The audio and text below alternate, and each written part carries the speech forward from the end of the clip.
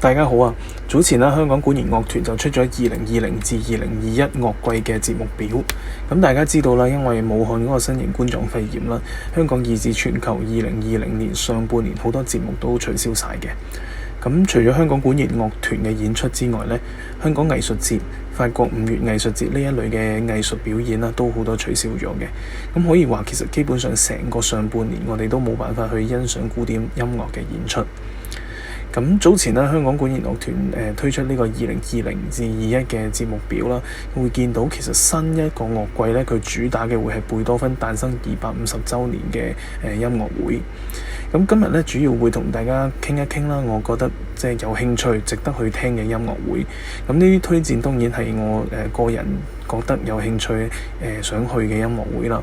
咁亦都歡迎大家喺下邊留言去分享自己覺得鍾意邊一啲音樂會，邊一啲音樂會係值得去咁樣嘅。首先呢，網站一開始就提醒咗大家，12月嗰陣時呢，久石讓呢會同香港管弦樂團合作有場音樂會嘅。咁就我個人而言呢，其實我並唔係特別鍾意去聽久石讓嘅音樂嘅。不過我記得次次一有久石讓嘅音樂會呢，大家就會不斷去搶飛。咁所以大家都可以關注一下，究竟呢個 ticketing 嘅 information 會係點樣嘅。咁貝多芬系列呢就有4場音樂會嘅。咁橫跨咗成個2020年嘅10月。咁對我而言啦，呢4場其實都值得去聽嘅。咁10月2號、3號呢就會有貝多芬嘅第9交響曲嘅演出。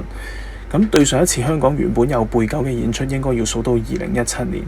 咁當時啦，香港藝術節就請咗杜達美啦，同埋西蒙波利亞爾交響樂團嚟香港演出嘅。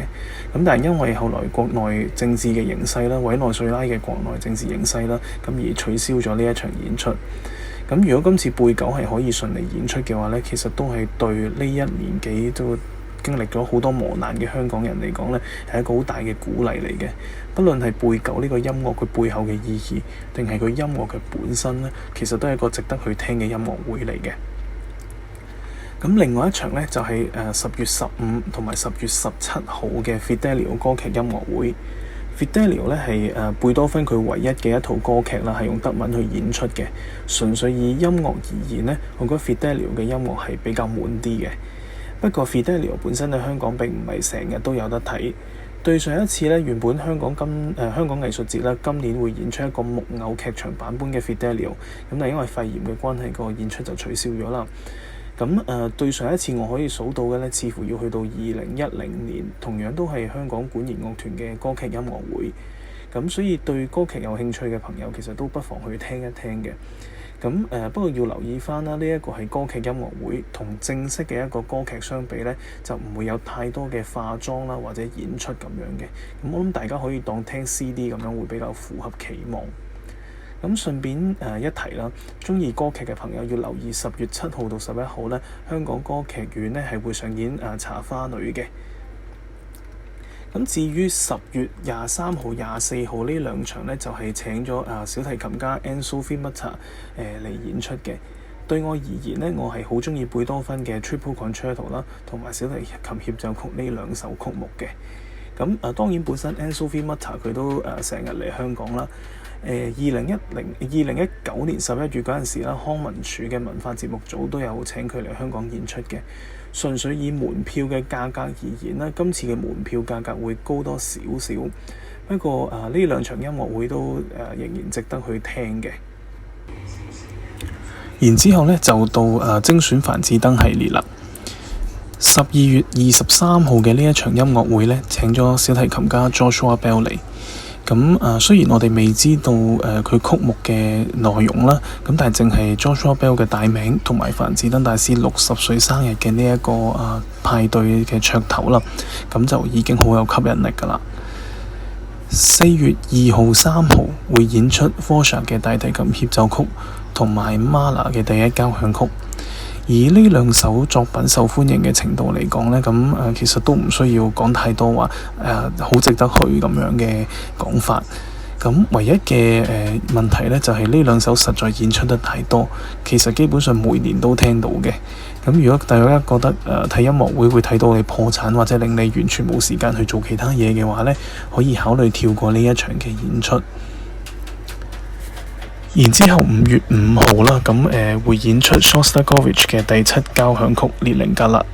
咁呢一首《列寧格勒》交響曲呢，係寫喺2次世界大戰期間列寧格勒保衛戰嘅前後嘅。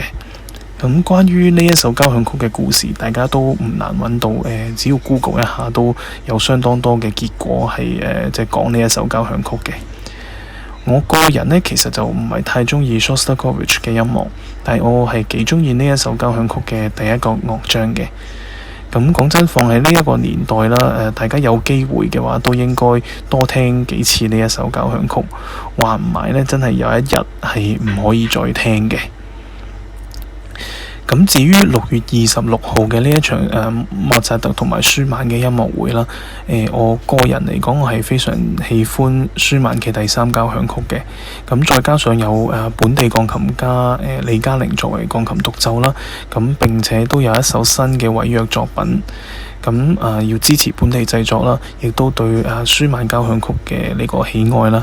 咁我認為呢場音樂會係值得去聽嘅。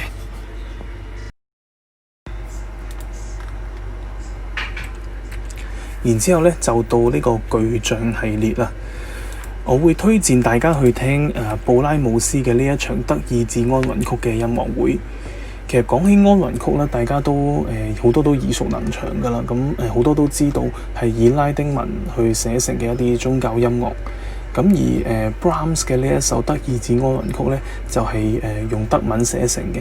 其中一首呢，叫 How Lovely Are Thy Dwellings 咧，係非常之出名，亦都係我好喜歡嘅一個合唱嘅選段嚟嘅。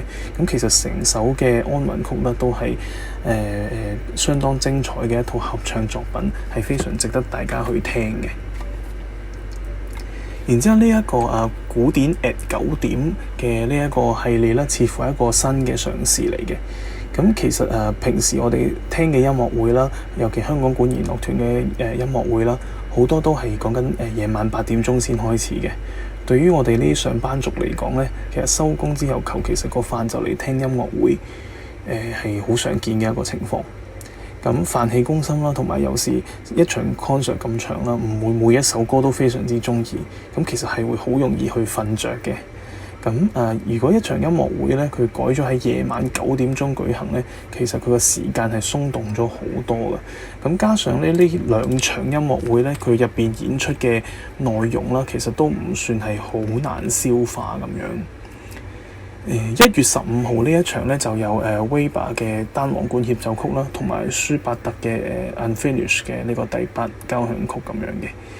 咁而4月16、17號嘅呢兩場呢，就係有拉赫瑪尼諾夫嘅第3鋼琴協奏曲。真係要講嘅話呢，我係覺得拉赫瑪尼諾夫嘅呢個第3鋼琴協奏曲呢，其實每年都上演，咁聽得大多呢係有少少嘅審美疲憊嘅。咁但係上邊呢一場單簧管協奏曲呢，係即係我認為係值得去聽，係一個新嘅嘗試嚟嘅。然之後呢，就到太古音樂大師系列。12月18、19號啦，俄羅斯嘅小提琴家雲基洛夫呢就會嚟演出柴可夫斯基嘅小提琴協奏曲，同時呢亦都會演出佢嘅第5號交響曲嘅。以一個俄羅斯嘅演奏者啦，去演出俄羅斯嘅音樂嚟講啦，呢個組合係值得期待嘅。咁但係咧，以前魚龍咧都有指揮過柴可夫斯基嘅第6交響曲。咁對我嚟講啦，我認為佢嘅演繹啦，其實唔係太啱我口味嘅。不過整體上啦，呢一場音樂會係值得我哋期待，值得去聽嘅。1月29號、1月30號啦，呢3位soloist 咧都係星級嘅 soloist 嚟嘅。咁演出作品嚟講啦，我係相當鍾意巴托嘅呢一個樂團協奏曲嘅 Concerto for Orchestra。咁尤其係對於長期聽莫扎特啦、巴哈啦呢啲我哋所謂比較正統嘅音樂風格嘅朋友嚟講咧，呢個拉威爾嘅鋼琴協奏曲啦，同埋巴托嘅 Concerto for Orchestra 咧，其實都係非常容易上手嘅20世紀作品嚟嘅。咁我係相當喜歡呢兩首作品嘅。7月3號嘅呢一場音樂會咧，應該有全年第二期待嘅音樂會啦。我記得2年前呢，香港管弦樂團就演出咗Bruckner 嘅第7同埋第8交響曲。咁但係因為同我其他嘅活動撞晒時間，於是乎我其實2場都冇去聽到嘅。咁今年呢，第9交響曲終於有得聽啦，咁我係好期待嘅。